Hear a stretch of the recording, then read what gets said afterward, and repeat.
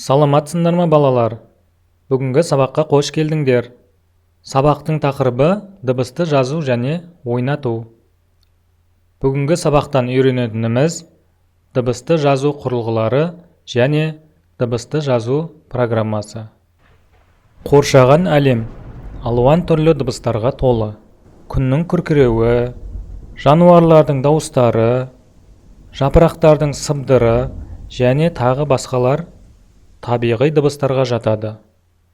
Ал теледидар, телефон, құлаққап, радио, компьютер, яғни техникалық құралдар арқылы естіп жүрген дыбыстар жасанды дыбыстар болып саналады.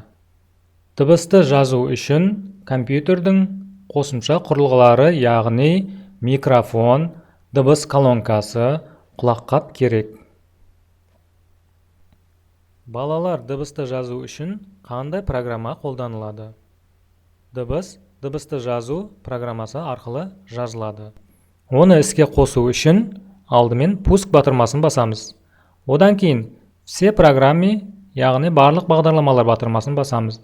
Және стандартты батырмасын басамыз. Одан кейін дыбысты жазу командасын орындау керек. Міне, біздің дыбысты жазуға арналған бағдарламамыз ашылды. Дыбысты жазу программасы ашылғаннан кейін микрофон арқылы дыбысты жазуға болады. Мына көрсетілген батырманы басып көрейік. Міне, дәл осылай дыбысты жазуға болады екен.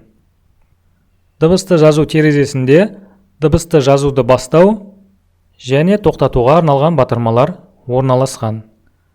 Дыбысты жазып біткенде тоқтату батырмасын бассақ, дыбыстың жазылу уақыты көрсетіледі. Кәнеке байқап көрейік, тоқтату батырмасын басамыз. Дыбысты дайын таспалардан немесе өз даусымызбен дәл осылай жазуға болады екен. Дыбыстар ән, мәтін, нақыл сөз, өлең түрінде болуы мүмкін. Балалар, енді жазылған дыбысты қалай сақтаймыз? Дыбысты жазғаннан кейін өшіп қалмауы үшін сақтау керек. Дыбысты жазуды тоқтату батырмасын басқаннан кейін дыбысты сақтау терезесі, яғни дәл осындай терезе ашылады. Дыбыс жазылған файлға арнайы атау беріп, сақтау батырмасын басамыз.